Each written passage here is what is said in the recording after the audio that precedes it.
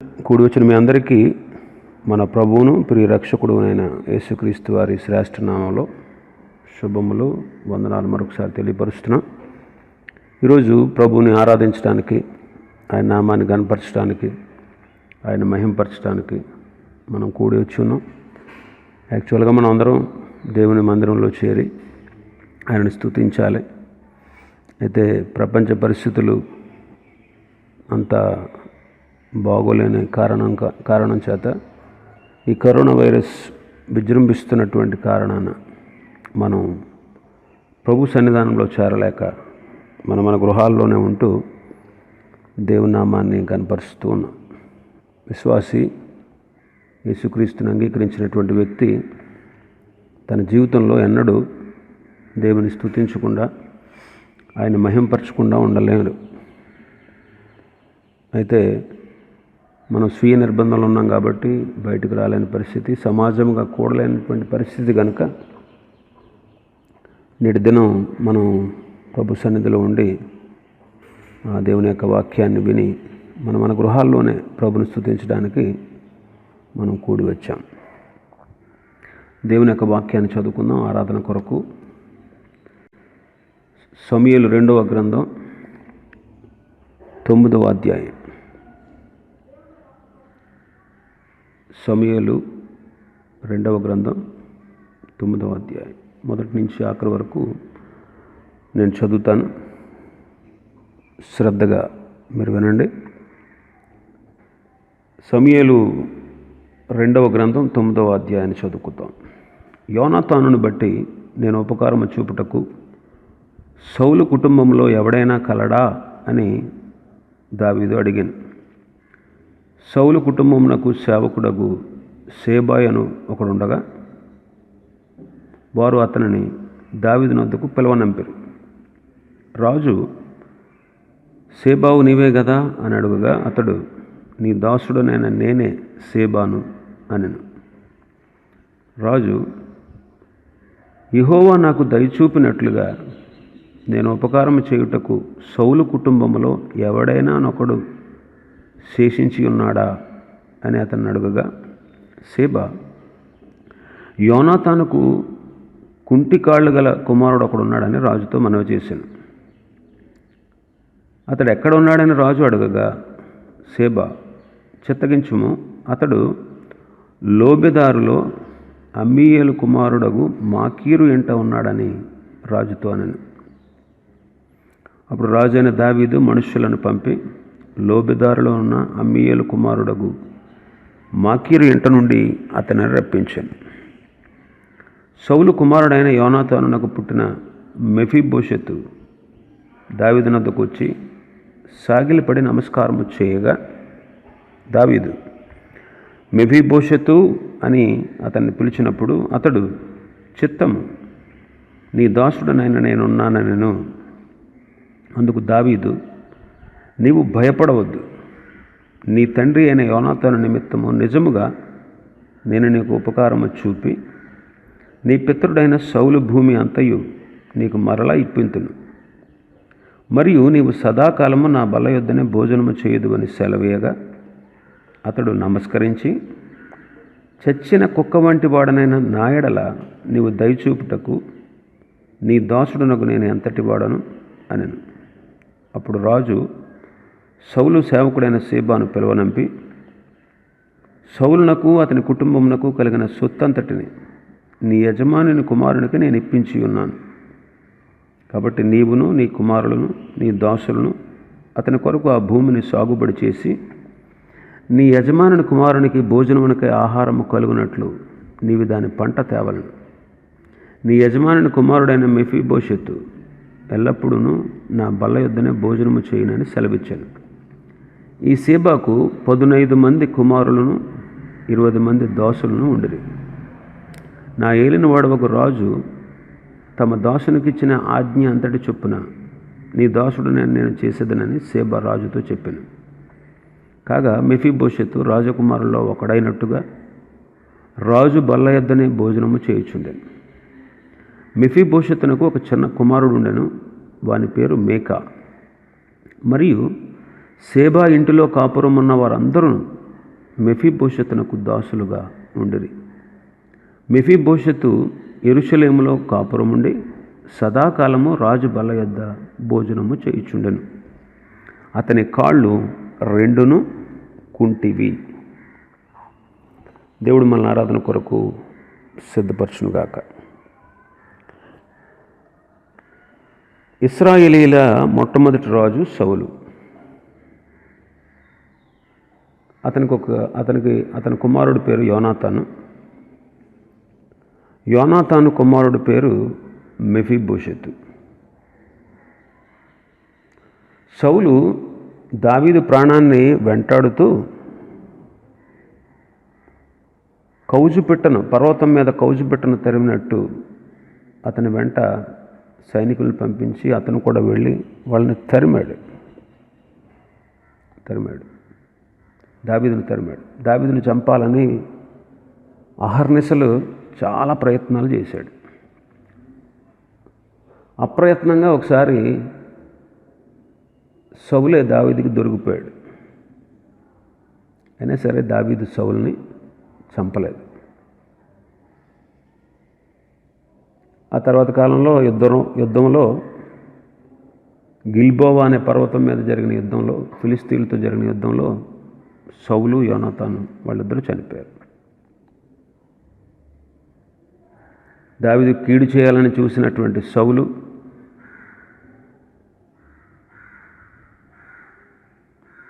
అతని కుటుంబాన్ని దేవుడు శ్రమల పాలు చేసి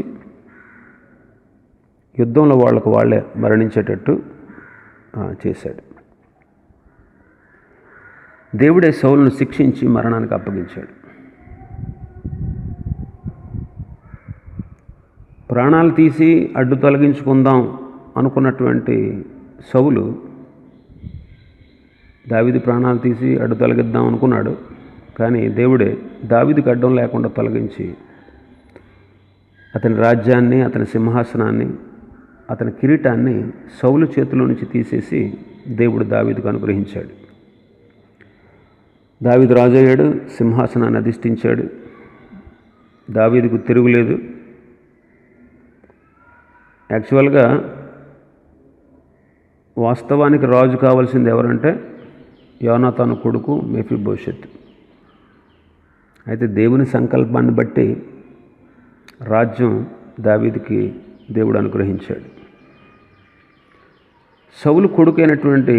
సౌలు కుమారుడైనటువంటి యోనాతాను దావీదుకి ప్రాణ స్నేహితుడు.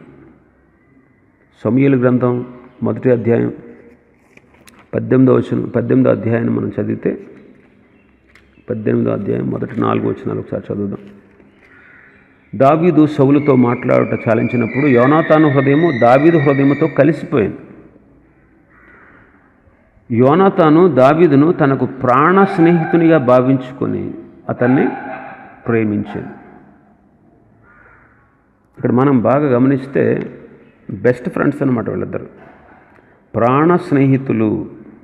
యోనాతాను దావీదుని ప్రాణ స్నేహితునిగా భావించుకొని అతన్ని ప్రేమించాడు. కాబట్టి వాళ్ళిద్దరూ నిబంధన చేసుకున్నారు.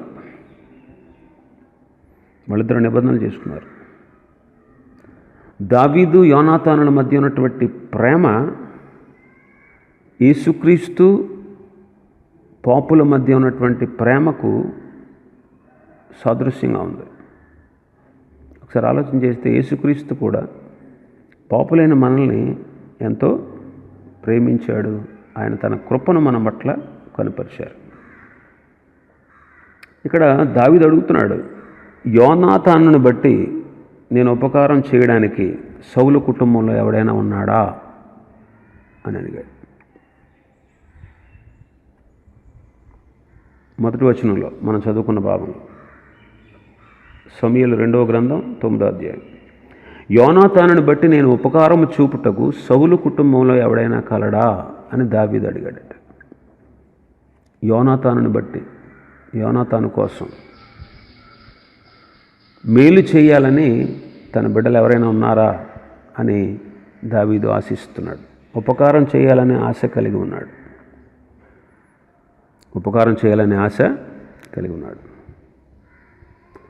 ఈనాడు మనం కూడా ప్రభువైన యేసుక్రీస్తుని బట్టి పరలోకమందున్నటువంటి తండ్రి మనల్ని ప్రేమించి యేసుక్రీస్తు ద్వారా పరలోక సంబంధమైన విషయాల్లో ఆత్మ సంబంధమైన ప్రతి ఆశీర్వాదాన్ని దేవుడు మనకు అనుగ్రహించాడు. తండ్రి అయిన దేవుడు తన కుమారుడైన యేసుక్రీస్తు ద్వారా మనల్ని తనకు కుమారులుగా స్వీకరించాడు. మనం శత్రువులం, ఒకప్పుడు విరోధులం. యేసుక్రీస్తు ప్రభు కూడా తన విరోధులైన వారి కోసం ఏం చేశాడు? ప్రార్థన చేశాడు.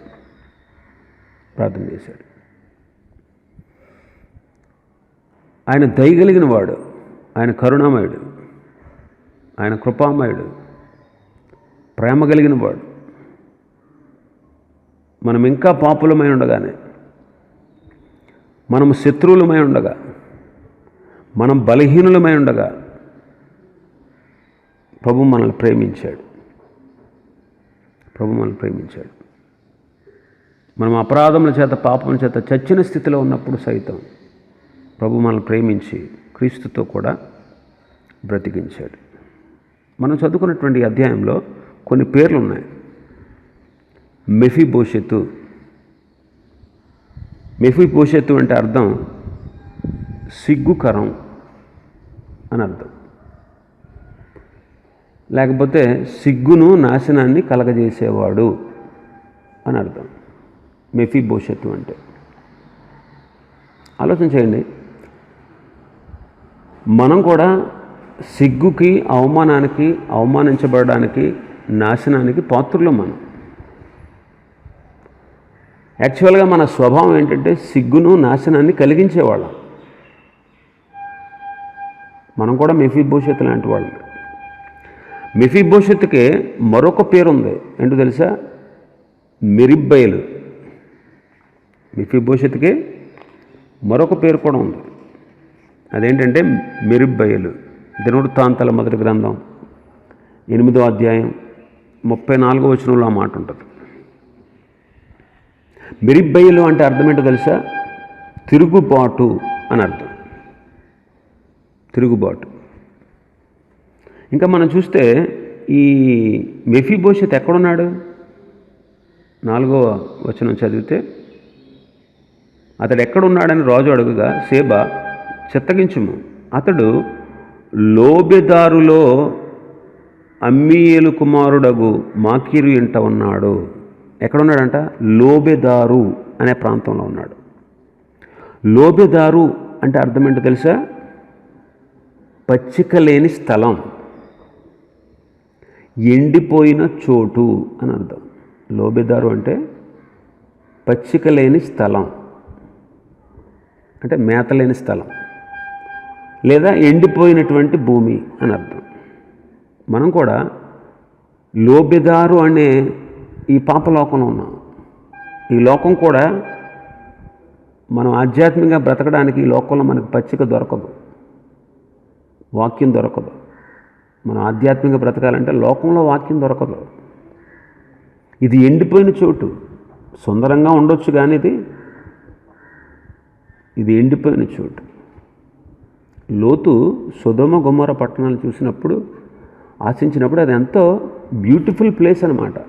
అది ఎంతో అందమైనటువంటి ప్రదేశం. అది ఏదైనా తోటలాగా ఉంది అనిపించిందంట. ఏదైనా తోట లాంటి సుందరమైనది ఆ ప్రదేశం.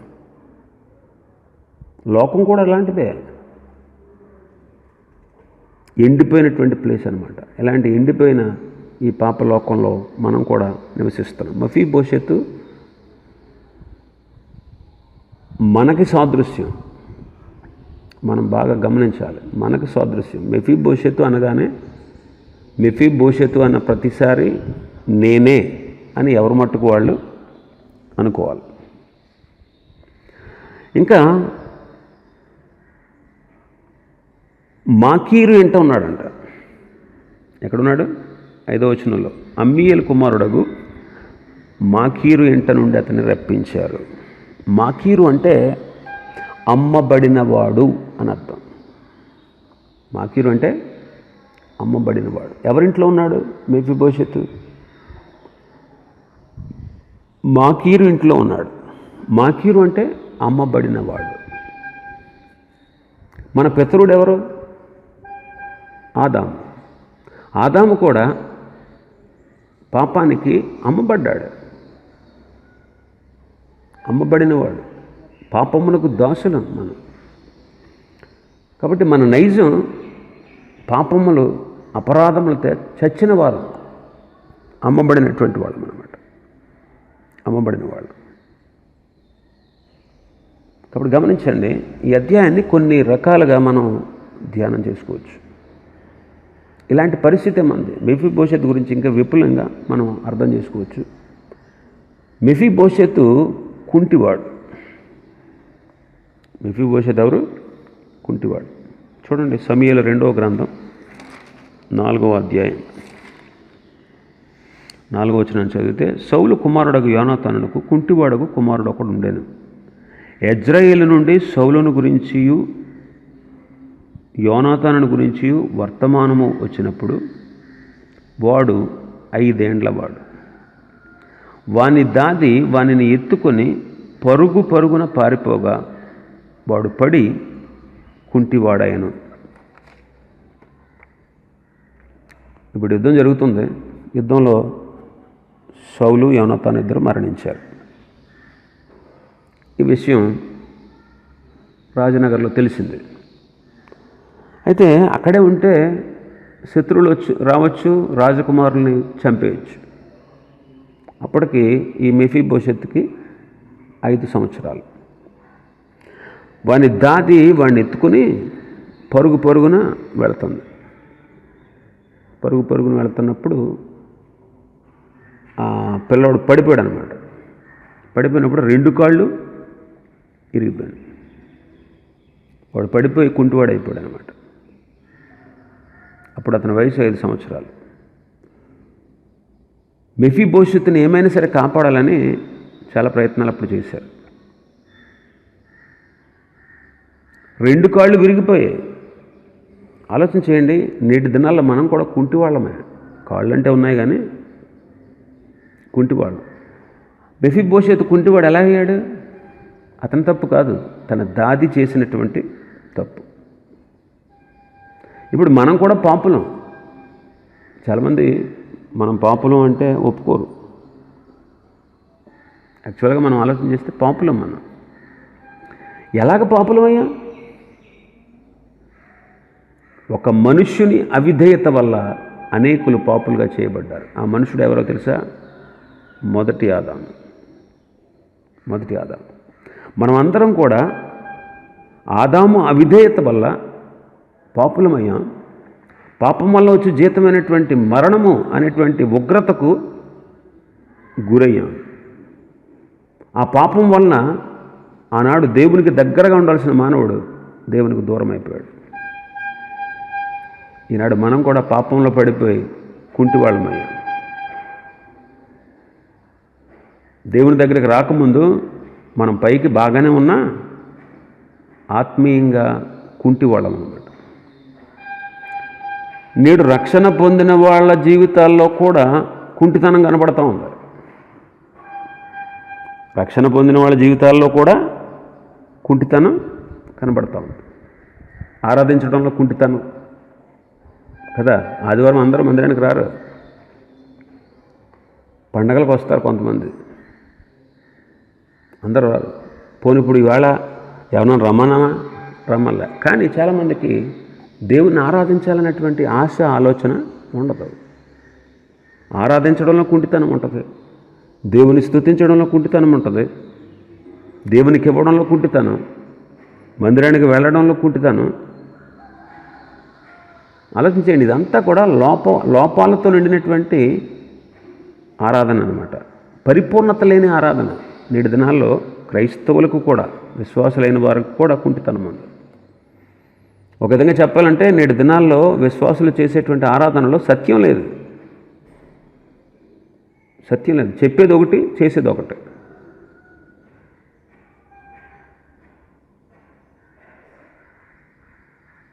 పరలోకపు మహిమను ఆ స్థాయిని అందుకోలేనటువంటి కుంటితనంలో నేటి దినాల్లో విశ్వాసులు ఉన్నారు. ఆలోచించండి, ఇక్కడ మహారాజు మనవడు ఇతను, కానీ 2 కాళ్ళు కుంటివి, నిలబడలేడు, నడవలేడు. కారణం దాది అజాగ్రత్త, దాది యొక్క అజాగ్రత్త. కాబట్టి ఆనాడు ఆదాము యొక్క అజాగ్రత్త వల్ల మనమంతా కూడా పాపులమైపోయాం. ఆదాము అజాగ్రత్త వల్ల మనం పాపులమయ్యాం. ఆదాము అజాగ్రత్త వల్ల మనం ఉగ్రతకు పాత్రలమయ్యాం. ఆదాము అజాగ్రత్త వల్ల దేవునికి దూరం అయ్యాం. ఆదాము అజాగ్రత్త వల్ల దేవునితో సమాధాన స్థితిని కోల్పోయాం. ఆదాము అజాగ్రత్త వల్ల ఈ మేత లేనటువంటి ఈ పాపలోకంలో మనం బ్రతుకుతూ ఉన్నాం. కాబట్టి ఆలోచన చేయండి, మన పరిస్థితి ఇది. తిన్నగా నడవలేనటువంటి స్థితి. అలాంటి పరిస్థితిలో ఉన్నాం. ఆలోచన చేయండి, ఈనాడు ఆధ్యాత్మికంగా కూడా చాలామంది కుంటితనంలో ఉన్నారు. పాత నిబంధన ప్రకారం కుంటివాడు సేవ చేయడానికి, అంటే యాజకుడు అవడానికి, సేవ చేయడానికి యోగ్యుడు కాదు అని దేవుని వాక్యం చెప్తుంది. లేవీకాండం 21వ అధ్యాయం 18-19 వచనాలు మనం చూస్తే, లేవీకాండం 21వ అధ్యాయం 18-19 వచనాలు మనం చూస్తే, ఎవని యందు కళంకం ఉంటుందో, కళంకం అంటే అక్కడ చెప్తున్నాడు, గుడ్డివాడే కానీ, కుంటివాడు కానీ, ముక్కిడివాడే కానీ, విపరీతమైన అవయవాలు కలిగి ఉన్నవాడే కానీ దేవుని సేవించడానికి, ఆరాధించడానికి పనికిరాడు. నేటి దినాల్లో విశ్వాసుల్లో గుడ్డితనం ఉంది, ఇంకా కుంటితనం ఉంది, అపవిత్రత ఉంది, అజాగ్రత్త ఉంది.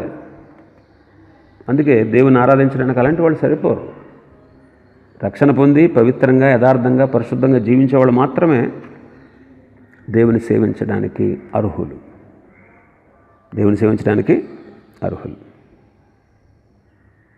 కాబట్టి గమనించండి, పాపం నుంచి మనం విమోచించబడి దేవుని చేత దేవుని పిల్లలమని అనిపించుకుని ఆయన బిడ్డలుగా చేయబడిన మనమే ప్రభువును ఆరాధించాలి. ఇంకా మనలో కుంటితనం, గుడ్డితనం ఇవన్నీ ఉంటే, అపవిత్రత, మోసం, అబద్ధం, చెడుగు, పాపం, ఈ దుర్లక్షణాలు మనలో ఉంటే మనం దేవుని ఆరాధించడానికి అర్హులం కాదు. మెఫీబోషెతు కుంటివాడు. అతను ఎందుకు అలాగ అయ్యాడంటే, ఆది మానవుడైనటువంటి ఆదాము ద్వారా మనం ఎలాగా కుంటివాళ్ళం, గుడ్డివాళ్ళం అయ్యామో, అలాగే తన దాది చేసిన తప్పు వల్ల అతను కుంటివాడయ్యాడు. కాబట్టి ఆదాము ద్వారా మనం పోగొట్టుకున్నాం ఏంటి? దేవునితో సహవాసం పోగొట్టుకున్నాం, పరిశుద్ధతను పోగొట్టుకున్నాం, పాపులం అయిపోయాం, దేవునికి దూరం అయిపోయాం. ఒకప్పుడు దగ్గరగా ఉండాల్సిన వాళ్ళం దేవునికి దూరం అయిపోయాం. ఇంకా మనం చూస్తే దేవుని ఉగ్రతకు మనం పాత్రలమయ్యాం. మెఫీబోషెతుకి మరొక పేరు ఉంది. ఇందాక చెప్పాను కదా, దినవృత్తాంతాల మొదటి గ్రంథం 8వ అధ్యాయం 34వ వచనాన్ని మనం చూస్తే, మెఫీబోషెతునకు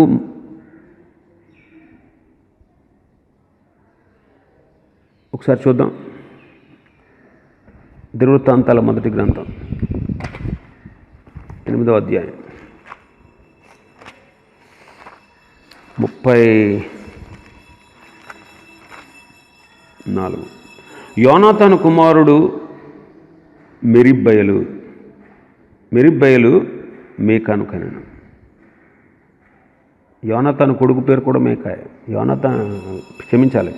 మెఫీబోషెతు కొడుకు పేరు కూడా మేక. మెఫీబోషెత్ అంటే మెరిబ్బయలు, వీళ్ళిద్దరూ ఒకే పేరు అనమాట.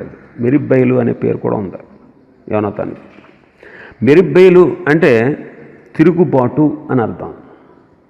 మెరిబ్బయలు అంటే తిరుగుబాటు.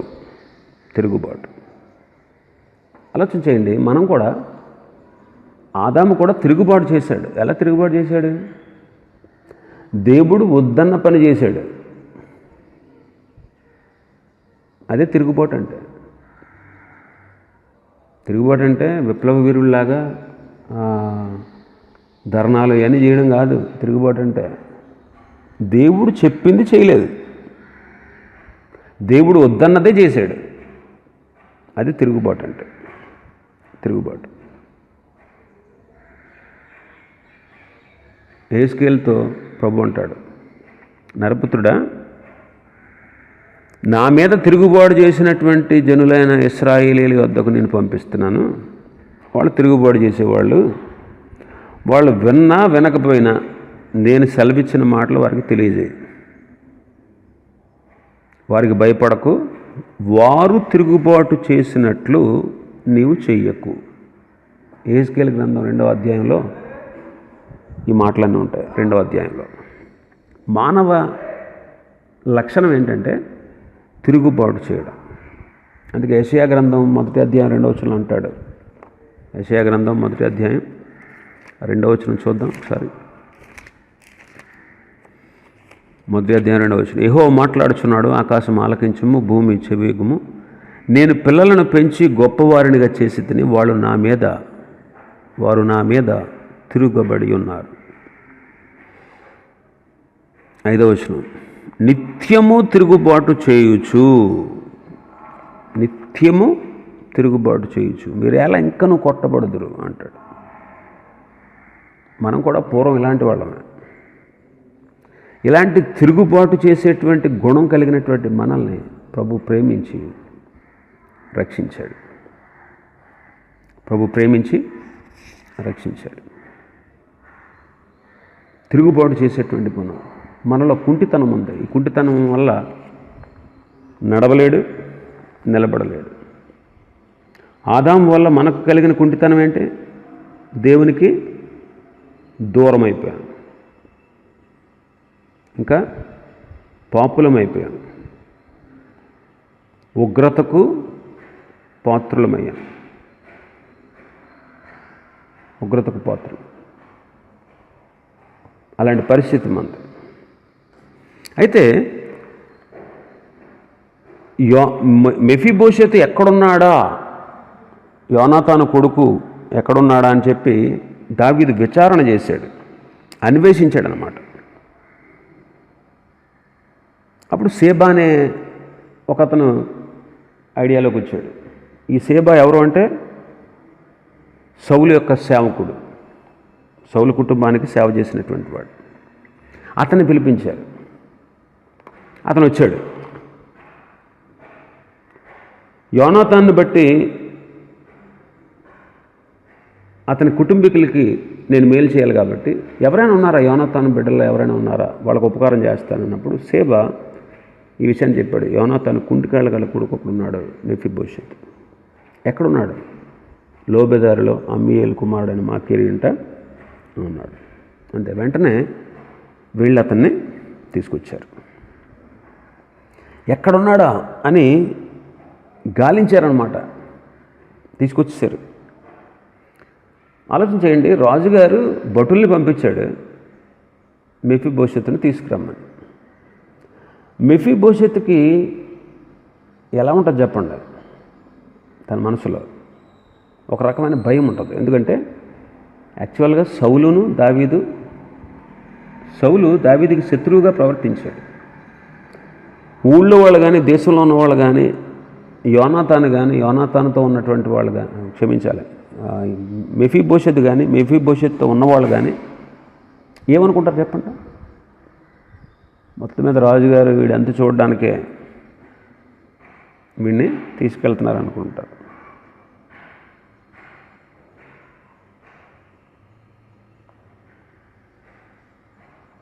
ఆలోచన చేయండి. మెఫీబోషెతు ఎక్కడున్నాడంట?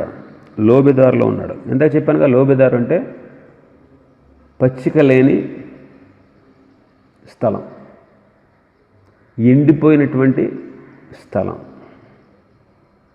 ఈ లోకంలో చూడండి, ఈ లోకంలో భోగాలు ఉన్నాయి, భాగ్యం ఉంది, ఈ లోకంలో విద్య ఉంది, ఉద్యోగాలు ఉన్నాయి, సుఖం ఉంది, సౌఖ్యాలు ఉన్నాయి, ధనం ఉంది, ధాన్యాలు ఉన్నాయి, అధికారాలు ఉన్నాయి, ఆహారం ఉంది. ఇవన్నీ ఉండొచ్చు. కానీ ఈ లోకంలో దేవుని వాక్యం అనే పచ్చిక లేదు. కాబట్టి ప్రజలు ఆత్మీయంగా నశించిపోతున్నారు. ఈ లోబిదారు లోకానికి సాదృశ్యం. ఇక్కడ ఆహారం లేనటువంటి పరిస్థితి. అయితే మంచి ఆహారం, మంచి మేత కావాలంటే లోబిదారు నుంచి ఏం చేయాలి? బయటకు రావాలి, బయటపడాలి. కాబట్టి ఆలోచించేయండి, ప్రభువు మనల్ని ప్రేమించి ఈ లోకములో నుండి మనల్ని ప్రత్యేకించుకున్నాడు.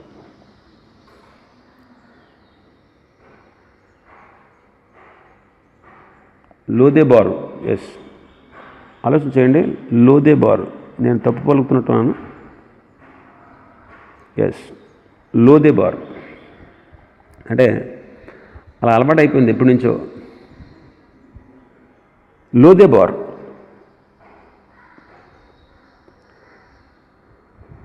ఇక్కడ అక్కడి నుంచి బయటికి రావాలి. అక్కడి నుంచి బయటికి రావాలి.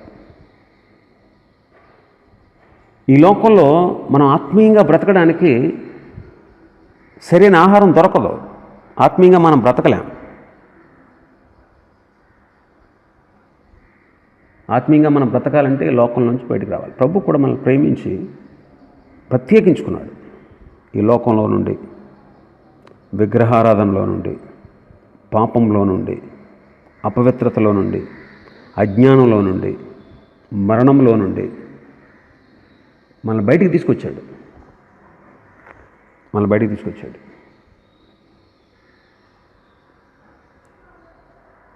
లోదెబారులో నుండి బయటికి తీసుకొచ్చాడు. ఈ లోకం అనే లోదెబారులో నుండి ప్రభు మనల్ని బయటికి తీసుకొచ్చాడు. బయటికి తీసుకొచ్చాడు. మనం గమనించాలి, మనల్ని ప్రత్యేకించుకున్నాడు. సంఘము అనే మాట ఎక్లీషియా అనే పదం నుంచి వచ్చింది. ఎక్లీషియా అంటే పిలువబడిన వారి గుంపు. మనల్ని ప్రభు లోకంలో నుండి పిలిచాడు, తన కోసం ప్రత్యేకించుకున్నాడు, తన బిడ్డలుగా, తన సొత్తుగా చేసుకున్నాడు. తన బిడ్డగా మనం కూడా ఎండిన జీవితాలు మనవి, మేత లేక ఎండిన జీవితాలు. మన జీవితాల్లో ఆత్మ సంబంధమైనటువంటి మేత అనే జీవాహారం లేక మన జీవితాల్లో అశాంతితో ఎండిపోయాం, దుఃఖంతో ఎండిపోయాం, బాధలతో, శ్రమలతో, పోరాటాలతో, నష్టాలతో, బాధలతో, కష్టాలతో ఎండిపోయిన పరిస్థితి మనది. ఎండిపోయిన పరిస్థితి. ఎండిపోయిన స్థితి అంటే అర్థం ఏంటంటే శాపగ్రస్తమైనది అని అర్థం. శాపగ్రస్తమైనటువంటి బ్రతుకులు అన్నమాట మనవి. శాపగ్రస్తమైనటువంటి బ్రతుకులు, శాపగ్రస్తమైనటువంటి బ్రతుకులు. మనం శాపగ్రస్తులు.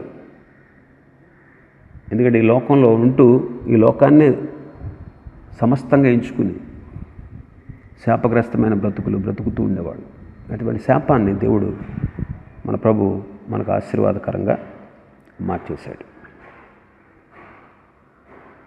ఆశీర్వాదకరంగా మార్చేశాడు.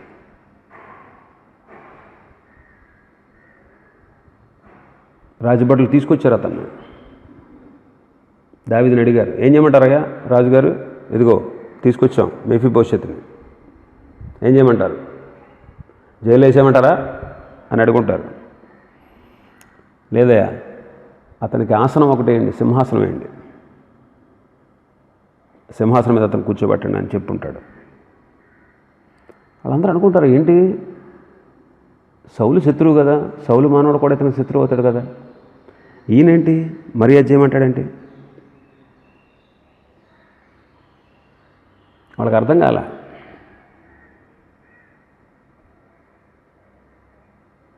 ఆలోచించేయండి. మనం కూడా ఎందుకు పనికిరాని వాళ్ళం, ఘోర పాపులం, అజ్ఞానులం, అపవిత్రులం. మనం ఏమీ గొప్పవాళ్ళం కాదు, తెలివైన వాళ్ళం కాదు, జ్ఞానవంతులం కాదు, బలవంతులం కాదు, ఎన్నిక చేయబడిన వాళ్ళం కాదు. మనం పౌలు గారు అంటాడు కదా కొరింథీయులకు రాసిన పత్రికలో, కొరింథీయులకు రాసిన మొదటి పత్రిక మొదటి అధ్యాయం 27-29 వచనాలు, 27 నుంచి, ఏ శరీరియు దేవుని ఎదుట అతిశయింపకుండానట్లు జ్ఞానులను సిగ్గుపరచుటకు లోకములో నుండి వెర్రి వారిని ఏర్పరచుకున్నాడు. బలవంతులైన వారిని సిగ్గుపరచుటకు లోకములో బలహీనులైన వారిని దేవుడు ఏర్పరచుకుని ఉన్నాడు. ఎన్నికైన వారిని వ్యర్థము చేయుటకు లోకంలో నీచులైన వారిని, తృణీకరింపబడిన వారిని, ఎన్నిక లేని వారిని దేవుడు ఏర్పరచుకున్నాడు. ఎలాంటి వాళ్ళనంట? వెర్రి వాళ్ళని, బలహీనుల్ని, నీచుల్ని, తృణీకరించబడిన వారిని, ఎన్నిక లేని వారిని మనల్ని ప్రభు ఏర్పాటు చేసుకున్నాడు. అసలు యాక్చువల్గా చూస్తే మెఫీబోషెతు మరణశిక్షకు పాత్రుడు కదా. ఎందుకంటే శత్రువు మనవడు, అతను మరణశిక్షకు పాత్రుడు. కానీ సింహాసనాన్ని అధిష్ఠించాడు. ఇప్పుడు సింహాసనం మీద కూర్చున్నాడు రాజుగారితో పాటు, రాజుగారి దగ్గరలో రాజుగారితో పాటు సింహాసనం మీద కూర్చున్నాడు. అవును, మనం కూడా రేపు పరలోకంలో యేసుక్రీస్తుతో పాటు పరలోకమందు ఆయన మనల్ని కూర్చుండబెట్టాడు అంటాడు పౌలు గారు. అసలు మన పాపులం శిక్షించబడవలసిన వారం, నిత్య నాశనానికి పోవలసిన వారం. ప్రభు మనల్ని ప్రేమించి మనల్ని వెదకి రక్షించి తన బిడ్డలుగా తన సొత్తుగా చేసుకుని పాపక్షమాపణ ఇచ్చి రేపు పరలోకంలో ఆయనతో పాటు ప్రభుతో పాటు సమానమైనటువంటి హోదాలో ప్రభుతో పాటు ఆ పరలోకంలో ఆయనతో పాటు తండ్రి ఎదుట మనం కూర్చునేటువంటి ఆధిక్యత ఆ ప్రభు మనకు అనుగ్రహించాడు. అందుకే మనం దేవునికి కృతజ్ఞతాస్తుతులు చెల్లించాలి. ఇంకా మనం చూస్తే ఆశ్చర్యపడి ఉంటాడు మెఫీబోషెతు కదా. 7వ వచనం చదివితే 7వ వచనం, అందుకు దావీదు, నీవు భయపడవద్దు, నీ తండ్రి అయిన యోనాతాను నిమిత్తము నిజముగా నేను నీకు ఉపకారం చెప్పి నీ పితరుడైన సౌలు భూమి అంతే నీకు మరల ఇప్పింతును, మరియు సదాకాలము నా బల్ల యొద్దనే భోజనము చేయొద్దు అని సెలవీయగా. దావీదు మనస్సు ఎరిగినవాడు, ఎదుటి వాళ్ళ మనస్సుల్ని ఎరిగినటువంటి వాడు. ఎదుటివాడి ముఖం చూసి అర్థం చేసుకోగలడు, ఎదుటివాడి మాటలను బట్టి అతడు పసిగట్టగలడు వాళ్ళు ఎందుకు అలా మాట్లాడుతున్నారు అనేదాన్ని. మెఫీబోషెతు యొక్క పరిస్థితి పూర్తిగా దావీదుకు తెలుసు. దావీదు అతను ప్రేమిస్తూ అంటున్నాడు, నీ పితరుడైన సౌలు భూమి అంతటిని నీకు మరల ఇప్పిస్తాను, నీవు సదాకాలము నా బల్ల యొద్దే భోజనం చేస్తావు. ఆలోచన చేయండి, అసలు ఎలా ఊహించుకుని ఉంటాడు మెఫీబోషెతు? అతని ఊహ అంతా కూడా తారుమారైపోయింది కదా. ఏమో చంపడానికి తీసుకెళ్తున్నారేమో, జైల్లో పడేస్తారేమో, నన్ను రాజుగారు చంపేస్తాడేమో, ఇలాంటి ఊహలతో వచ్చి ఉంటాడు బహుశా అక్కడికి. కానీ అతను అనుకున్నటువంటి ఊహలు పరిస్థితులన్నీ కూడా తారుమారైపోయింది. ఇది కళా నిజమా అనేటువంటి పరిస్థితి అతనికి వచ్చేసింది. నేను తలంచింది ఒకటి, ఇదేంటి జరుగుతున్నది ఇంకొకటి అని మెఫీబోషెతు ఆశ్చర్యపడి ఉంటాడు.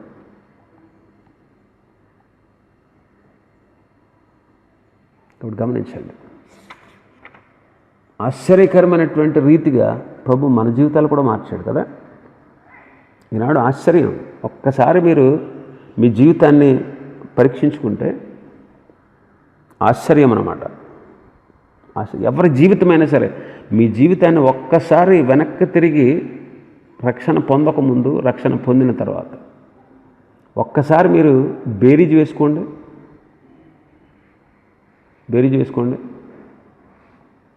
ఆశ్చర్యం అనిపిస్తుంది. మన జీవితం గురించి పూర్తిగా మనకు తెలుసండి. మనతో పాటు మన జీవితం యొక్క ప్రతీదీ కూడా తెలిసిన ఇంకొకళ్ళు ఎవరు అంటే మన ప్రభువే.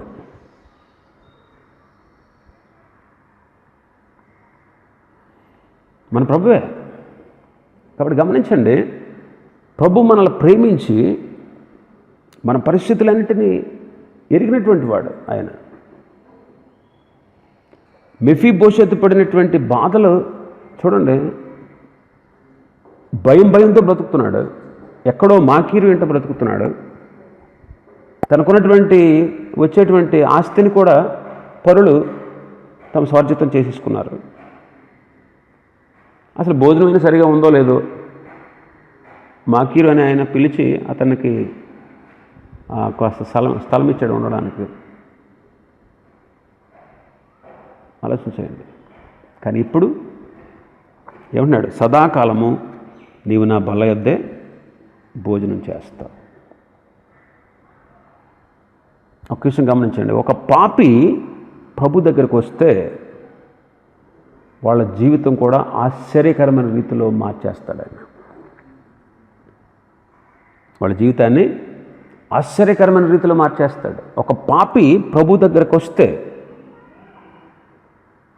ఆశ్చర్యకరమైనటువంటి రీతిలో ప్రభు వాళ్ళు మార్చేస్తాడు. వాళ్ళ జీవితాలను మార్చేస్తాడు. ఆశ్చర్యకరమైన రీతిలో మన జీవితాలు కూడా ఒక్కసారి ఆలోచించుకుంటే ఆశ్చర్యం అన్నమాట. ప్రభు నన్ను రక్షించాడు. ఇప్పుడు ఈ లోకంలో నీకు పెద్ద ఆశ్చర్యం అనిపించకపోవచ్చు, ఎందుకంటే నీకు డబ్బులు ఉన్నాయి, లేకపోతే ఉద్యోగం ఉంది, నీకు ఏ లోటు ఏ కొదువ లేదు. ఈ లోకంలో కొన్నిసార్లు నువ్వు యేసుప్రభు బిడ్డనని చెప్పుకోవడానికి కూడా కాస్త అంతా నీకు బాధ, భయం, ఆందోళన కలగొచ్చు. నేను యేసుప్రభుని నమ్ముకున్నానంటే వాళ్ళందరూ ఏమనుకుంటారు అనేటువంటి అపోహతో నువ్వు ఉండొచ్చు. కానీ రేపు నువ్వు వెళ్ళేటువంటి ఆ రాజ్యం, నీవున్నటువంటి ఆ పరలోకం, నువ్వు వెళ్ళేటువంటి పరలోకం, ప్రభు నీకు ఇవ్వబోయే ఆధిక్యతలు అక్కడికి వెళ్ళేగానే నీకు అర్థమవుతుంది. నువ్వు ఆత్మీయుడివైతే, ఆత్మీయంగా దేవుని ఆత్మచేత నడిపించబడుతున్న వ్యక్తివైతే అది నీకు ముందుగానే ఈ భూలోకంలో ఉండగా అవగతం అవుతుంది. నిజంగా ఆశ్చర్యం అన్నమాట. మన జీవితాల్ని, పాపులమైనటువంటి మన జీవితాల్ని మార్చి ప్రభు ఈ రీతిగా మనల్ని స్థిరపరిచాడంటే అది చాలా ఆశ్చర్యం. ఆత్మీయులు మాత్రమే గ్రహించగలరు. నాలాంటి వాడిన ప్రభు ఎన్నుకున్నదాన్ని. నిజంగా మెఫీబోషెత్ ఆ రోజు ఆశ్చర్యపోయాడు. సదాకాలం నీవు నా బల్ల యొద్ద భోజనం చేయాలన్నాడు. కాబట్టి ప్రభు దగ్గరికి వస్తే సమృద్ధి అండి. ఆయనే జీవాహారం, ఆయనే సమృద్ధి. అందుకే ప్రభు అన్నాడు, జీవాహారము నేనే అన్నాడు.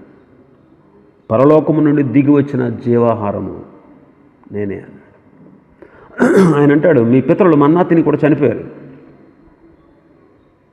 దీన్ని తినేవాడు చావకుండా నిత్య జీవాన్ని పొందేటట్లు పరలోకము నుంచి దిగి వచ్చిన జీవాహారం నేనే అన్నాడు.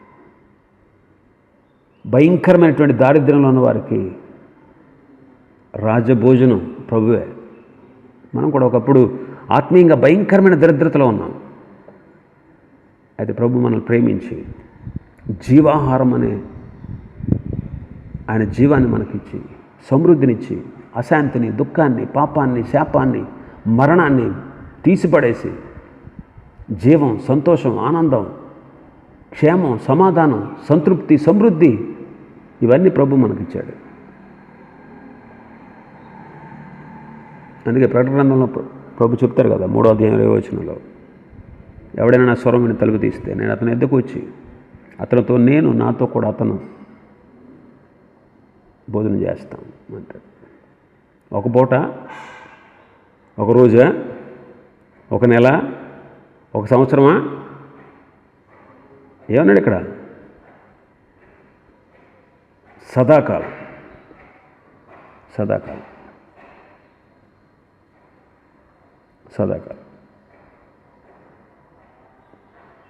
7వ వచనంలో మాట ఉంది, నీవు సదాకాలము నా బల్ల యొద్దనే భోజనము చేయుదు. ఇంకా దావీదు అతనికి ఇస్తున్నటువంటి మాటలు, అతనితో చెప్తున్న మాటలు 7వ వచనం, నీవు భయపడవద్దు అంట. భయంతో ఉన్నాడనే విషయం దావీదుకు తెలుసు. ఇక్కడికి దావీదు చెప్పలికే మొట్టమొదటి మాట ఏంటంటే భయపడవద్దు.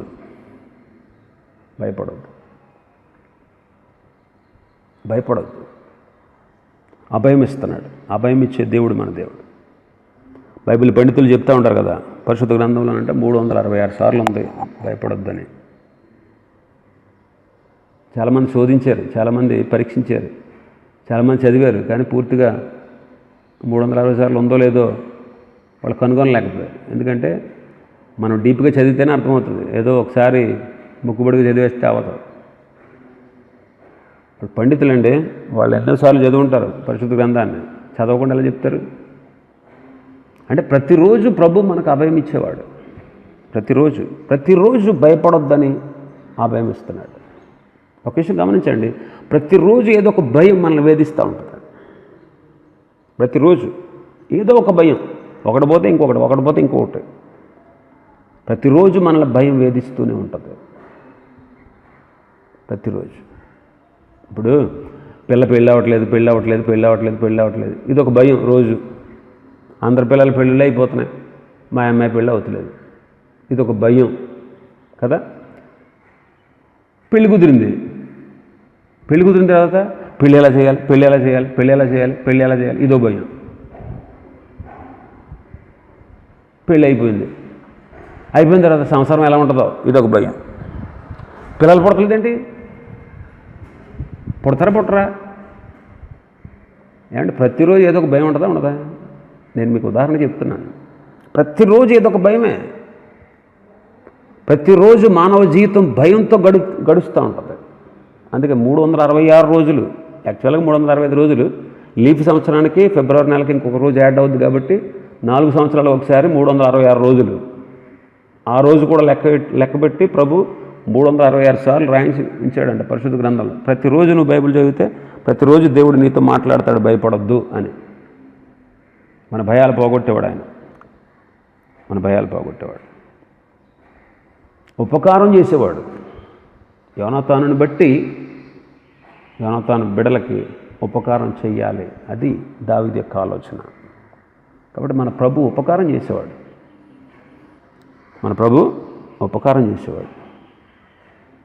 యెహోవా అందరికీ ఉపకారం. అందరికీ ఉపకారం చేసేవాడు ఆయన. నమ్మిన వాళ్ళకే కాదు, నమ్మని వాళ్ళకి కూడా. ఇది యూనివర్సల్ వర్డ్, తెలుసా? యెహోవా అందరికీ ఉపకారం చేసేవాడు. కాబట్టి ఆయన దగ్గరకు వచ్చినటువంటి పాపి ఆయన దగ్గరకు వస్తే ఆయన వాళ్ళకు ఉపకారం చేస్తాడు. పాపులైన మనం ప్రభు దగ్గరికి తేబడ్డాం. మనకు ఆయన జీవాహారం అయ్యాడు. జీవవృక్షానికి హక్కుదారులుగా మనల్ని చేశాడు. మనం చనిపోతే పరదేశంలోనికి చేరుస్తాడు. ఆయన వచ్చినప్పుడు పరలోకానికి మనల్ని తీసుకువెళ్తాడు. ఇది ఆశ్చర్యకరమైనటువంటి విషయం. ఆశ్చర్యకరమైన రీతిలో ప్రభు మనల్ని రక్షించి ఇలాంటి కార్యాలైన మన జీవితాలు చేశాడు. ఇంకా మనం చూస్తే ఆశీర్వదించబడ్డాడు. మనం 12 నుంచి 13 వచనాల వరకు చదివితే, మెఫీబోషెతునకు ఒక చిన్న కుమారుడు ఉండను, వాని పేరు మేకా. 13వ వచనం, మెఫీబోషెతు యెరూషలేములో కాపురముండి సదాకాలము రాజు బల్ల యొద్ద భోజనము చేయుచుండెను. మెఫీబోషెతుకు ఒక చిన్న కుమారుడు ఉన్నారు, అతని పేరు మేకా. సేబా ఇంట్లో ఉన్న వాళ్ళందరూ కూడా ఇప్పుడు మెఫీబోషెతుకి దాసులు. మెఫీబోషెతు ఏమో యెరూషలేములో ఉండి సదాకాలము రాజు బల్ల యొద్దే భోజనం చేస్తున్నాడు. అసలు యాక్చువల్గా సేబా సౌలు కుటుంబానికి సేవకుడు. మెఫీబోషెతు గురించి దావీదు తెలియజేశాడు.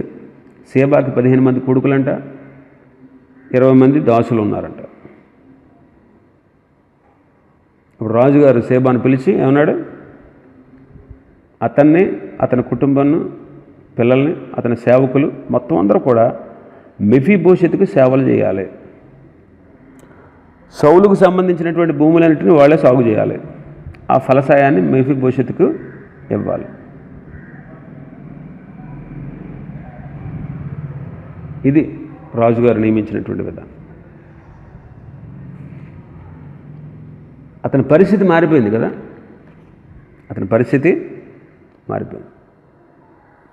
అతని కోసం ఒక సేవకుడు నియమించాడు. సేబా నియమించబడినవాడు నియమించాడు. అతను ఏం చేయాలి? అతని కుటుంబానికి, అతనికి భోజనాని కోసం, అతని కోసం పొలాన్ని సాగు చేసి ఆ ఫలసాయాన్ని తీసుకొచ్చి ఇవ్వాలి. ఆలోచన చేయండి. మనల్ని కూడా ప్రభు రక్షణలోకి నడిపించడానికి, రక్షించబడిన నాటి నుండి మరణించేంత వరకు మనల్ని ఆత్మీయంగా పోషించడానికి, మనల్ని ఆత్మీయంగా బలపరచడానికి ప్రభు మన కొరకు కూడా సేవకుల్ని నియమించాడు. మీ అంతటా మీరే స్వతహాగా బ్రతికేయలేరు. మీకు ఒక సేవకుడు కావాలి. మిమ్మల్ని రక్షణలోకి నడిపించగలగాలి. రక్షించబడిన నాటి నుండి మిమ్మల్ని భక్తిలో, విశ్వాసంలో, పరిశుద్ధతలో, వాక్యం ద్వారా పెంచుతూ రేపటి దినాన ప్రభు సముఖానికి వెళ్ళినప్పుడు మీ ఆత్మలకు లెక్క చెప్పేటువంటి స్థితిలో ఉండాల్సినటువంటి సేవకులను దేవుడు నియమించాడు. లెక్క అప్పగించాలండి. హెబ్రీ పత్రిక 13వ అధ్యాయం 17వ వచనం. మీ పైన నాయకులుగా ఉన్నవారు లెక్క ఒప్ప చెప్పవలసిన వారి వలె మీ ఆత్మలను కాయుచున్నారు. ఎలాగంట? లెక్క అప్పగించాలి. మేము దేవుని చేత నియమించబడినటువంటి సేవకులు. లెక్క అప్పగించాలి. మేము ఎవరి కోసం తెలుసా? మా కోసం, మా కుటుంబాల కోసం లెక్క అప్పచెప్పాలి, మా బిడ్డల కోసం. అలాగే దేవుడు మాకు అప్పగించినటువంటి ఆత్మల విషయంలో కూడా మేము లెక్క అప్పగించాలి. అందుకే ప్రతిరోజు వాళ్ళ కోసం ప్రార్థన చేయాలి. సేవకుడు లెక్క అప్పగించాలి.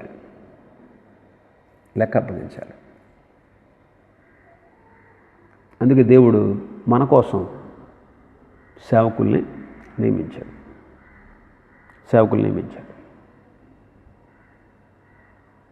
ప్రభువు కొరకు ఆత్మలను సంపాదించగలిగే సేవకులు, సువార్త సేవకులు కావాలి. వాళ్ళు నమ్మకంగా దేవుని పని చేయాలి. వాళ్ళకి ఆత్మల భారం ఉండాలి. ఆత్మల భారం కలిగి సువార్త అందిస్తూ విశ్వాసులను భక్తిలో నడిపించగలిగేటువంటి సేవకులను దేవుడు ఈ లోకంలో విశ్వాసుల కొరకు నియమించాడు. అందుకే మనం వారిని బట్టి మనం దేవునికి కృతజ్ఞతాస్తుతులు చెల్లించాలి. మనంతటా మనమే వచ్చేలేదండి. మనకు కూడా ఎవరు సువార్త ప్రకటించారు, అందుకే వచ్చాం. సువార్త ప్రకటించారో లేకపోతే మందిరానికి రండి ఒకసారి అన్నారు. మందిరానికి వచ్చిన తర్వాత కూడా నువ్వు విన్నావా సువార్త? లేదా. సువార్త వినకుండానే నువ్వు రక్షణ పొందేసావా? ఎవరో పిలిచారు నిన్ను, వాళ్ళు చెప్పలేదు నీకు సువార్త. కానీ మందిరానికి వచ్చిన తర్వాత నీకేం చేయబడింది? సువార్త ప్రకటించబడింది.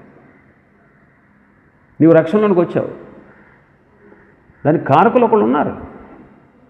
అందుకే మనం పాటలు పాడే పాటల్లో ఒక పాట ఉంటుంది కదా, అపోస్తలుల ప్రవక్తలను సువార్థికులను ఇచ్చాడు, సంఘం అభివృద్ధి చెందడానికి సేవకులందరినీ ఇచ్చాడు.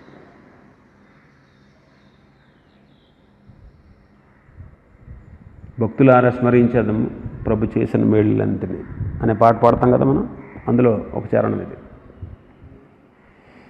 కాబట్టి దేవుడు మన కోసం ఈ రీతిగా మనల్ని భక్తిలో ఆధ్యాత్మికంగా నడిపించడానికి సేవకులు మనకు అనుగ్రహించాడు. అందుకే మనం దేవునికి కృతజ్ఞతాస్తుతులు చెల్లించాలి.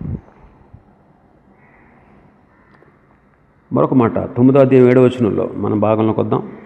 7వ వచనంలో మరియు ఆకర్లేను మరియు నీవు సదాకాలము నా బల్ల యొద్దే భోజనం చేయదువు. 10వ వచనంలో చూడండి. 10వ వచనంలో మనం చూస్తే ఆఖరి 2 లైన్లు, నా బల్ల యొద్దనే భోజనము చేయునని నీ యజమానుని కుమారుడకు మెఫీబోషెతు ఎల్లప్పుడూ నా బల్ల యొద్దనే భోజనం చేయునని సెలవిచ్చాను. 13వ వచనంలో మెఫీబోషెతు యెరూషలేములో కాపురం ఉండి సదాకాలము రాజు బల్ల యొద్ద భోజనము చేయుచుండెను. 3 సార్లు ఉంది ఈ చిన్న అధ్యాయంలో రాజు బల్ల యొద్ద భోజనము చేయుచుండెను. అంటే రాజు బల్ల యొద్ద భోజనం చేసేటువంటి ఘనతను ఎవరూ అతని దగ్గర నుంచి తీసేయలేరు. మెఫీబోషెతు ముఖం ఏమవుతుంది చెప్పండి? వెలిగిపోయిందంటే. బంగారు ఉంగరం, బంగారు కిరీటం, రాజవస్త్రాలు, రాజ టీవీ, ఎన్ని అలంకారాలు, ఎంత శోభో, పన్నీరు జలకాలు, సువాసనలు, సుగంధ ద్రవ్యాలతో పరిమళించడం, రాజకుమారుల్లో ఒకడుగా రాజు కుటుంబీకులతో కలిసి కూర్చున్నటువంటి ఆధిక్యత, జీవితాంతం, సదాకాలం. ఒకసారి ఊహించండి. యాక్చువల్గా అతని శత్రువు. యాక్చువల్గా మెఫీబోషెతుని దావీదు అతని ఇంటి వారు ఎలా చూడాలి? శత్రువుగా చూడాలి. కానీ దేవుడు చూడండి, ఆ మెఫీబోషెతుకి ఎంత ఘనతనిచ్చాడు, దావీదు ఎంత ఉన్నతమైన స్థితినిచ్చాడో చూడండి. అతను కీర్తన 23లో చదువుతాం కదా, నా శత్రువులు ఎదుట నువ్వు నాకు భోజనం సిద్ధపరుస్తావు. నా శత్రువులు ఎదుట నువ్వు నాకు భోజనాన్ని సిద్ధపరుస్తావు అంట. నా గిన్నె నిండి పొర్లుతా ఉంది. నేను బ్రతుకు దినములని కృపాక్షేమలని నా వెంట వచ్చాను. చిరకాలము యెహోవా మందిరంలో నేను నివాసము చేశాను. దేవుని మందిరం యెరూషలేములో ఉంది. ఈయన కూడా ఎక్కడున్నాడు? యెరూషలేములోనే. నిజంగా ఈ 23వ కీర్తనలో ఉన్నటువంటి 5-6 వచనాలు అక్షరాల మెఫీబోషెతు జీవితంలో నెరవేరినట్టు మనం చూస్తాం. మనకైతే ఆయన స్వరక్తమిచ్చి సంపాదించిన సంఘంలో మనం సభ్యులమయ్యాం. ఆయన సంఘంలో మనకు నివాసం దొరికింది. ఆయన కృపలో మనకు నివాసం దొరికింది. ఆయన కృపలో ప్రవేశించి దాంట్లో నిలిచి ఉండే భాగ్యం మనకు దొరికింది. ఒక పాపి ఎవరైనా సరే పాపక్షమాపణ పొందితే యేసుక్రీస్తులో అతనికి శాశ్వత రక్షణ. ఆలోచించండి. చెప్పనశక్యము మహిమాయుక్తమైన ఆనందానికి యేసుక్రీస్తే కారణం. నిరుత్సాహకరమైనటువంటి పరిస్థితులు మనకు ఎదురైనా మనల్ని పైకి లేపి శాశ్వతమైనటువంటి సంతృప్తిని ఇచ్చేవాడు మన ప్రభువు. ఆలోచించేయండి. ప్రభువు ఇచ్చేటువంటి రక్షణ శాశ్వతమైనది, ఎవ్వరూ తీసివేయలేంది. చాలామంది, కొంతమంది సేవకులు ఏమని బోధిస్తారంటే రక్షణ పోతుంది అంటారు. రక్షణ పోతుంది అంటున్నారు. ఎక్కడ పోద్ది? యేసుక్రీస్తుని రక్షకుడుగా దేవుడిగా అంగీకరించి ఒక వ్యక్తి పాపక్షమాపణ పొందితే ఎన్నటికీ రక్షణ పోదు, శాశ్వతం. సదాకాలము నా బల యొద్దే ఉంటావు. ఇది దావీదు చేసిన శాసనం.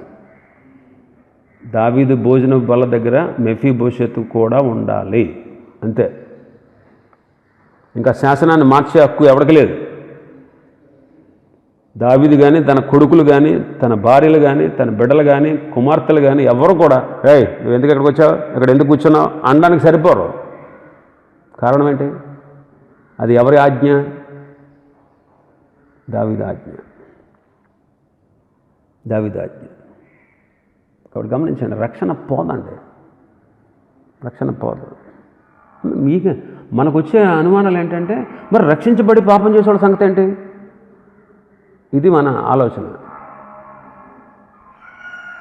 దేవుడు చూసుకుంటాడు. అది నీ పని, నా పని? నా పని కాదు, అది దేవుని పని. ఏమంటే రక్షణ ఇచ్చిన దేవుడు రక్షణ ఇవ్వకముందు వీడు రక్షిస్తే, వీడిని రక్షణలోకి నడిపిస్తే, వీడికి నేను రక్షణ ఇస్తే వీడు తొలగిపోతాడని ఆయన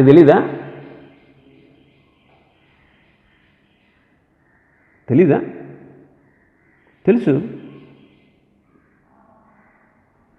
అయినా తరుణాన్ని ఇచ్చాడంతే. తరుణాన్ని ఇస్తాడు, అది ఆయన చూసుకుంటాడు. తీర్పు తీర్చాల్సిన పని నీది కాదు, నాది కాదు. ప్రభువే తీర్పు తీరుస్తాడు. అందుకే దేన్ని గురించి తీర్పు తీర్చొద్దు అంటాడు. రక్షణ పోదండి, రక్షణ ఆనందాన్ని కోల్పోతాడు.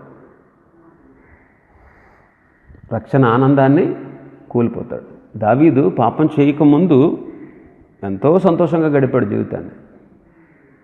ఎప్పుడైతే పాపం చేశాడో, ఒక పాపాన్ని కప్పిపుచ్చుకోవడానికి అనేకమైన పాపాలు చేశాడో, అప్పుడు మొదలైంది శోకం, బాధ. అందుకే ఒక వర్తమానం చెప్పుకున్నాం కదా, విశ్వాసి పాపం చేయకూడదు అని. చేయకూడదు అంతే. చేస్తే ఆ తర్వాత నీ పని ఖాళీ. నువ్వు రక్షణ పొందిన వ్యక్తివే అయినా నీ జీవితంలో ఎంత వేదన, నరక యాతన బ్రతుకున్నంతకాలంలో నువ్వు అనుభవిస్తూనే ఉంటావు.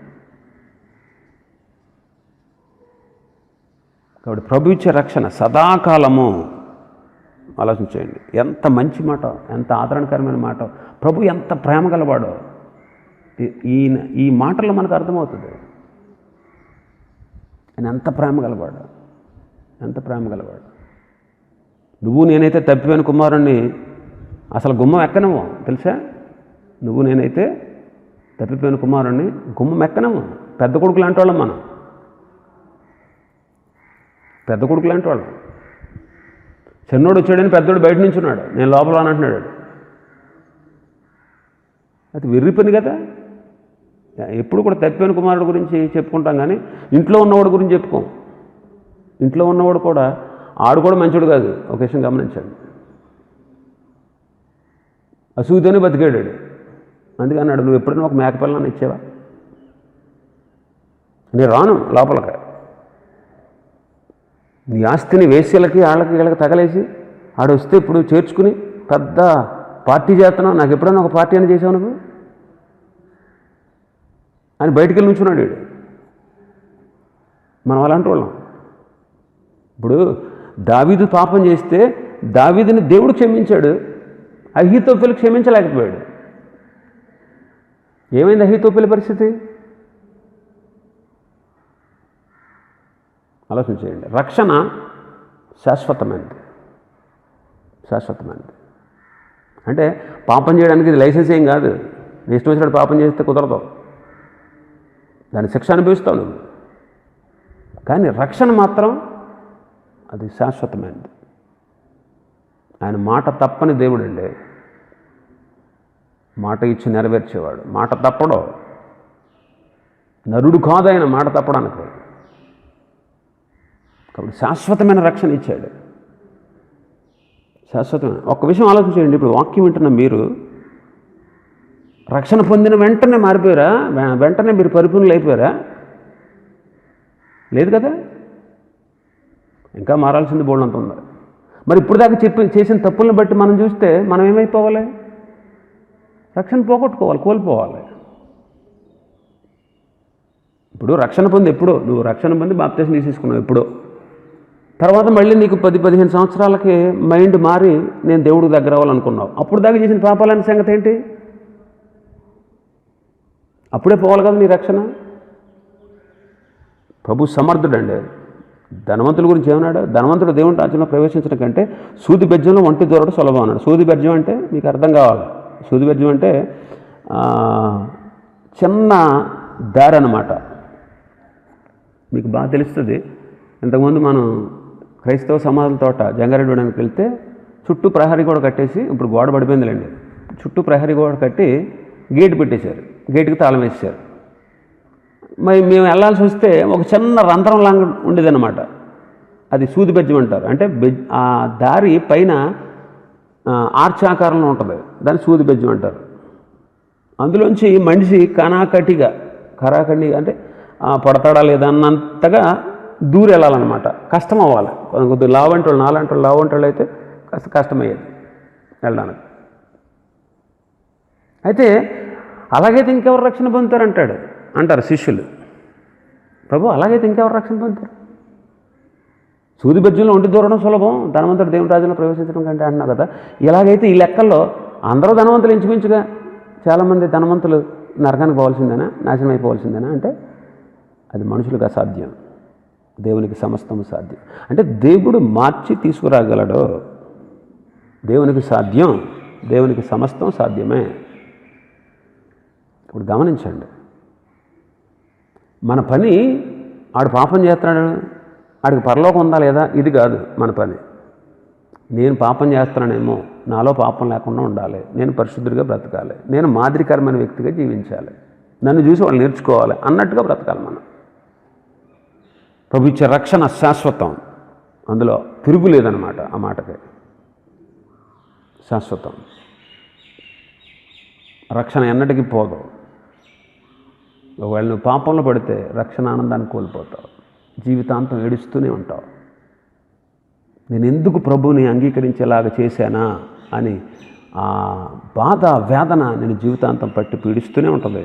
అయితే ఆయన శిక్షించినప్పుడు, ఆయన గద్దించినప్పుడు బుద్ధి చెప్పి నీకు శిక్ష విధించి నిన్ను మాత్రం ఎప్పుడు విడిచిపెట్టాడు.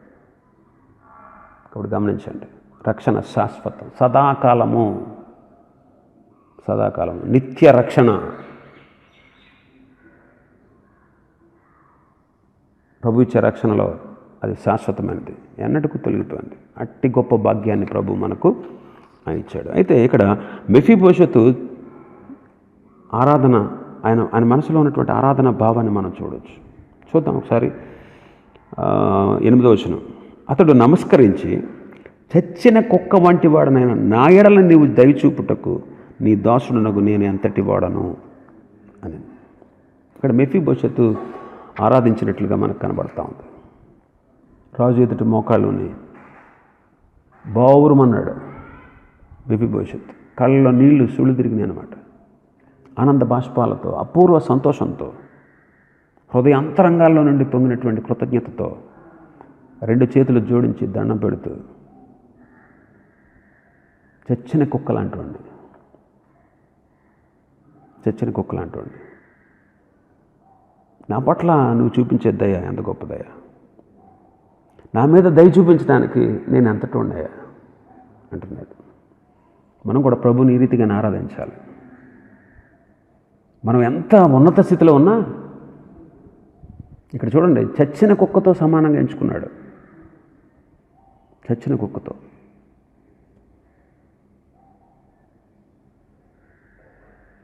కుక్కనల్లా చచ్చిన కుక్క అన్నాడు. చచ్చిన కుక్కతో సమానంగా ఎంచుకున్నాడు. రాజవంశానికి చెందినటువంటి రాజకొడుకు, రాజకుమారుడు ఇతను. ఎంత విధేయతగా మాట్లాడడం అనేది అలాంటి వ్యక్తుల్లో మనం చూడలేము. ఎంత ఉన్నత వంశం నుంచి వచ్చినటువంటి వ్యక్తి అయినప్పటికీ ప్రభుని ఆరాధిస్తున్నాడు. తన మనసులో ఉన్నటువంటి కృతజ్ఞతా భావం ఎంత గొప్పతో చూడండి. తాను తగ్గించుకుంటున్నాడు. ఆలోచన చేయండి.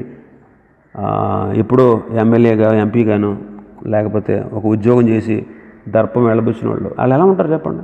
అసలు ఎక్కడ తగ్గరు అన్నమాట. పెద్దింటి బిడ్డ మెఫీబోషెతు. కొంతమంది ఉంటారు కదా, కూటికి పేదలం కానీ కులానికి పేదలం కాదు అంటారు కదా, అంటారా? గర్వం ఉండదన్నమాట కొంతమందికి. కొంతమంది కులగర్వం తగ్గరు అసలు ఇప్పుడు ఎట్టి పరిస్థితుల్లో.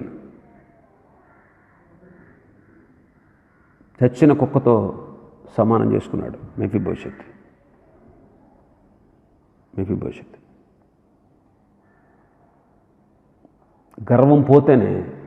గర్వం పోయి దీనస్థితి వస్తేనే మనం దేవుని ఆరాధించగలం. ఆలోచించండి, మెఫీబోషెతు యొక్క దీనత్వం, తగ్గింపు అతని మీదకు వచ్చేటువంటి మరణాన్ని తప్పించింది. పౌలు గారు అంటాడు, అపొస్తలుడైన పౌలు, అయ్యో నేనెంత దౌర్భాగ్యుడను అంటాడు. సామాన్యుడు కాదండి పౌలు గారు అంటే, అసామాన్యుడు అనమాట. అసలు నిజంగా క్రైస్తవ చరిత్రలోనే అతనిది ఒక ఉన్నతమైన స్థానం. అతను ఒక్కడే గొప్పడు అంటలే సుమా, అందరితో పాటు ఈయనది ఒక ప్రత్యేకమైన స్థానం. అలాంటి ఆయన అపొస్తలులందరిలో నేను అత్యల్పుణ్ణి అంటాడు.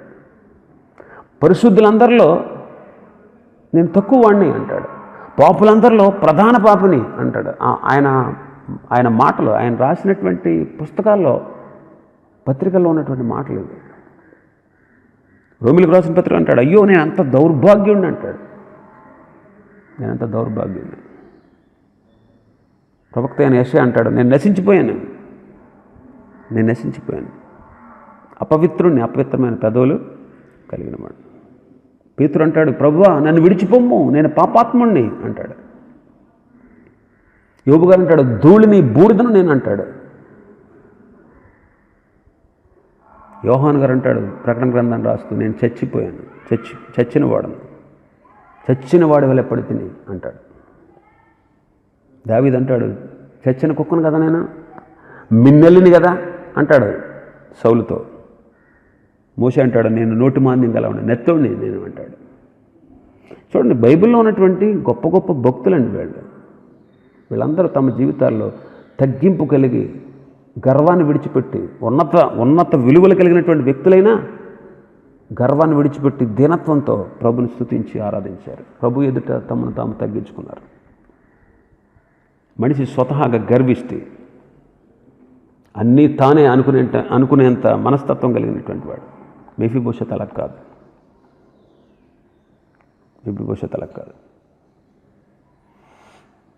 ఆలోచించండి, తగ్గించుకున్నాడు. నేను ఎంతటి వాడినయ్యా?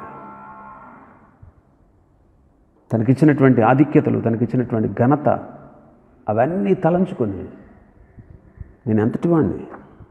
చచ్చిన కుక్కలు అంటుండే కదా, నా ఎడలను దయ చూపించావు, నేను నీ దాసుడిని, నా ఎడలను నువ్వు ఎలాంటి దయ చూపించావయ్యా అని అన్నాడట. కాబట్టి ఆలోచించేయండి, ప్రభు కూడా మనల్ని ప్రేమించి ఇన్ని గొప్ప ఆధిక్యతలు మనకు అనుగ్రహించాడు. మనం కూడా నిత్యము ఆ ప్రభుకి కృతజ్ఞతాస్తుతులు చెల్లించాలి, ఆ ప్రభుని స్తుతించాలి. ప్రభుని స్తుతిద్దాం, ప్రభుని ఆరాధిద్దాం. పరిశుద్ధులైన మా తండ్రి, అందరూ తల వంచండి. అందరూ ఒకసారి వాక్యాన్ని స్మరణకు తెచ్చుకోండి. మెఫీబోషెత్ లాంటి జీవితం మన జీవితం. మెఫీబోషెత్ లాంటిది. సిగ్గు, నాశనం మనం పొందాలి. మెఫీబోషెత్ అంటే అర్థం సిగ్గు, నాశనం చేసే గుణం. అవును, మనం నాశనం అవ్వాలి, మనం సిగ్గుపడాలి. కానీ మన స్థానంలో ప్రభు మన సిగ్గంతా ఆయన భరించాడు, మన శిక్ష ఆయన భరించాడు. బెరిబ్బైలు అంటే అర్థం తిరుగుబాటు. అవును, మనది కూడా ఒకప్పుడు తిరుగుబాటు చేసే గుణం. లోదెబారు పచ్చిక లేని, మేత లేని, ఎండిపోయినటువంటి స్థలం. మన బ్రతుకులు కూడా లోకంలో శాంతి లేక, నెమ్మది లేక, సంతోషం లేక, ఆనందం లేక, క్షేమం లేక, నెమ్మది లేక, ఆరోగ్యం లేక ఎండిపోయినాయి. మన బ్రతుకులు కూడా ఎండిపోయినాయి. మనం అమ్మబడ్డాం, మాకీరు ఇంట ఉన్నాడంట. మనం కూడా పాపానికి అమ్మబడ్డాం, పాపానికి దాసులుగా ఉంటున్నాం, అపవాది చేతిలో బందీలం మనం. అయితే ప్రభు మనల్ని ప్రేమించి ఆదాము ద్వారా మనకు కలిగినటువంటి అవిటితనాన్ని ప్రభు తీసివేశాడు. ఆదాము ద్వారా మనకు కలిగినటువంటి పాపం, దేవుని ఉగ్రత, అసమాధానం, దేవునికి దూరమైపోయిన స్థితి ప్రభు మరలా తిరిగిచ్చాడు. మనలో ఉన్న కుంటుతనాన్ని పోగొట్టాడు. తిరుగుబాటు చేసేటువంటి స్వభావంతో ఉన్నటువంటి మనల్ని ప్రభు మార్చుకుని తన బిడ్డలుగా చేసుకున్నాడు. ఆనాడు అన్వేషించినట్లు, మెఫీబోషెత్ కోసం దావీదు అన్వేషించినట్లు, పాపముల చేత, అపరాధముల చేత చచ్చిన మనల్ని ప్రభు వెదకి రక్షించాడు. పాపం నుంచి, శాపం నుంచి మనల్ని విడిపించాడు. జీవాహారము తానే అయ్యాడు. జీవవృక్ష ఫలానికి హక్కుదారులుగా చేశాడు. పరదేశంలో చేర్చనే ఉన్నాడు. పరలోకంలో ప్రభుతో పాటు ఉండే ఆ గొప్ప ఆధిక్యతను ప్రభు మనకి ఇవ్వనే అన్నాడు. అంతేకాదు, మనం రక్షణలోకి నడిపించబడడానికి, ఈ లోకంలో భక్తిగా, ఆధ్యాత్మికంగా ఎదగడానికి మనకు వాక్యం అందించేటువంటి దైవ సేవకులు ప్రభు అనుగ్రహించాడు. అపొస్తలులు, ప్రవక్తలు, సువార్థికులు, కాపరులు, పరిచారకులు ప్రభు మనకు అనుగ్రహించాడు. వీళ్ళందరి ద్వారానే సువార్త మనకు అందింది. అందును బట్టి మనం ప్రభుని స్తుతించాలి. సదాకాలము బల్ల యొద్ద నివాసం. నిజమే, రక్షణ నిశ్చయం పోదు. ఈ సంఘ సహవాసాన్ని ప్రభు మనకిచ్చాడు. దేవునితో సహవాసం చేసే గొప్ప భాగ్యాన్ని ఇచ్చాడు. కృపయందు ప్రవేశించి అందులో నిలిచి ఉండే భాగ్యాన్ని ఇచ్చాడు. ఆయన ముఖ దర్శనం ద్వారా, నిత్యం ఆయన చూడడం ద్వారా మనల్ని భాగ్యవంతులుగా ప్రభు చేశాడు. అందుకే మనం దేవునికి కృతజ్ఞతాస్తుతులు చెల్లించాలి. అందుకే మనం ప్రభుని స్తుతించాలి. ప్రభుని స్తుతిద్దాం, ప్రభుని ఆరాధిద్దాం, ప్రభు నామాన్ని కనపరుద్దాం. ఆయన చేసిన మేళ్ళు ఉపకారాలు తలపోసుకుంటూ ప్రభుని స్తుతిద్దాం. అందరూ మీ మీ గృహాల్లో తప్పనిసరిగా మీ మనస్సుల్లో ప్రభుని స్తుతించండి. పరిశుద్ధుడైన మా తండ్రి, ప్రేమాస్వరూపి నీకు స్తోత్రాలు. తండ్రి, మీరు మమ్మల్ని ప్రేమించి ఈరోజు ఈ ఆరాధన వర్తమానాన్ని అనుగ్రహించినందుకు స్తోత్రాలు. ఒకప్పుడు మెఫీబోషెతు వలె మేము కూడా సిగ్గుపడాల్సిన వాళ్ళు, నాశనం చెందాల్సిన వాళ్ళు, నశించిపోతున్నటువంటి మమ్మల్ని వెతికి రక్షించడానికే ఈ లోకానికి యేసుక్రీస్తుగా వచ్చారు. మేము పడాల్సిన సిగ్గు, అవమానం, నిందలు, బాధలు, శ్రమలు, కష్టాలు సిలువలో మీరు మాత్రమే మా కోసం భరించారు. ఒకప్పుడు తిరుగుబాటు చేసే గుణం కలిగిన వాళ్ళు, ఒకప్పుడు శత్రువులం తండ్రి, ఒకప్పుడు పాపులం, ఒకప్పుడు బలహీనులం. అయితే మమ్మల్ని రక్షించడం కోసం ఈ లోకానికి నరుడుగా వచ్చారు. ఒకప్పుడు పాపలోకంలో ఉంటూ పచ్చిక లేని ఎండిపోయినటువంటి బ్రతుకులు మావి. అశాంతితో, దుఃఖంతో, అనారోగ్యంతో, కష్టంతో, శ్రమతో, బాధతో ఎండిపోయిన శాపగ్రస్తమైన బ్రతుకులు మావి. శాపాన్ని కొట్టివేసి ఆశీర్వాదకరంగా మార్చారు. ఆదాము ద్వారా వచ్చిన కుంటితనాన్ని కడపటి ఆదాముగా, యేసుక్రీస్తుగా మీరు వచ్చి మేము మీకు దూరం అయిపోయిన మమ్మల్ని యేసుక్రీస్తు ద్వారా సమీపస్తులుగా చేశారు. పాపులైన మమ్మల్ని యేసుక్రీస్తు ద్వారా, కడపటి ఆదామైన యేసుక్రీస్తు ద్వారా పరిశుద్ధులుగా మార్చారు. ఉగ్రతకు పాత్రమైనటువంటి మమ్మల్ని యేసుక్రీస్తు ద్వారా ఉగ్రత నుంచి తప్పించారు. మాలో కుంటితనాన్ని, తిరుగుబాటుతనాన్ని తీసివేసి మేము నీకు లోబడి విధేయులమయ్యేటట్లుగా చేశారు. ఆనాడు మెఫీబోషెతు ఎక్కడున్నాడా అని దావీదు అన్వేషించినట్లు ఈనాడు మమ్మల్ని కూడా ప్రేమించి వెదకి రక్షించారు. ఒకప్పుడు పాపానికి అమ్మబడి అపవాది చేతిలో బందీలుగా ఉన్న మమ్మల్ని వాడి చేతుల్లో నుండి మమ్మల్ని విడిపించి మమ్మల్ని స్వతంత్రులుగా చేశారు. ఒకప్పుడు లోదిబారులో ఆహారం లేక, నెమ్మది లేక, హీన్యమైన స్థితిలో ఉన్నటువంటి మెఫీబోషెతుని మీరు సమృద్ధి ఇచ్చారు, జీవాహారాన్ని ఇచ్చారు. అలాగే ఈనాడు మాకు కూడా జీవాహారమై యేసుక్రీస్తుగా ఈ లోకానికి దిగి వచ్చారు. పరదైసులో మమ్మల్ని చేర్చని ఉన్నారు. జీవవృక్ష ఫలాలు భుజించగలిగేటువంటి ఆ స్థితిని మరలా మాకు ఇచ్చారు. పరలోకంలో నిత్యము నీతో పాటు మేము కలిసి మిమ్మల్ని ఆరాధించే గొప్ప భాగ్యాన్ని ఇచ్చారు. అంతేకాదనైనా ఈ రక్షణలోకి నడిపించడానికి, భక్తి విశ్వాసం ఎదగడానికి, మాకు వాక్యం అందించడానికి, మమ్మల్ని బలపరచడానికి సువార్థికుల్ని, కాపరుల్ని, ఉపదేశకుల్ని, ఆనాడు అపోస్తలుల్ని, ప్రవక్తలను మాకు ఇచ్చారు. అందుకే మీకు స్తోత్రాలు. నిత్యము నీ సన్నిధిలో ఆనందించే గొప్ప భాగ్యాన్ని ఇచ్చారు తండ్రి. నిత్య రక్షణకు మమ్మల్ని పాత్రులుగా చేశారు. మీ బల యొద్ద సదాకాలం నిలిచే యోగ్యత, మీ సంఘ సహవాసంలో నిలిచి ఉండే అర్హత, మీతో పాటు సహవాసం చేయగలిగే ధన్యత, మీ కృపయందు ప్రవేశించి నిత్యము నిలిచి ఉండేటువంటి భాగ్యం, నిత్యము నీ ముఖదర్శనం చేస్తూ ఆనందించేటువంటి ఈ గొప్ప సమృద్ధికరమైన జీవితాన్ని ఆనాడు మెఫీబోషెతుకు ఇచ్చినట్లు ఈనాడు మాకు కూడా అనుగ్రహించారు. అందుకే మీకు స్తోత్రాలు తండ్రి. ఏమిచ్చి మీ రుణం తీర్చగలం ప్రభు. అయోగ్యం, అపాత్రం, ఎన్నికలేని వాళ్ళం. మమ్మల్ని ప్రేమించినందుకు మరొకసారి మీ నామాన్ని స్తుతిస్తూ మా జీవితాలను బాగు చేసి ఉన్నతమైన స్థితిలోనికి తీసుకొచ్చి ఈనాడు ఈ రీతిగా తండ్రి భక్తి విశ్వాసంలో కొనసాగుటకు మీరు ఇచ్చినటువంటి గొప్ప భాగ్యాన్ని బట్టి మరొకసారి మీ నామాన్ని స్తుతిస్తూ హృదయపూర్వకంగా కృతజ్ఞతలు చెల్లిస్తూ అతి శీఘ్రం రాని రక్షణ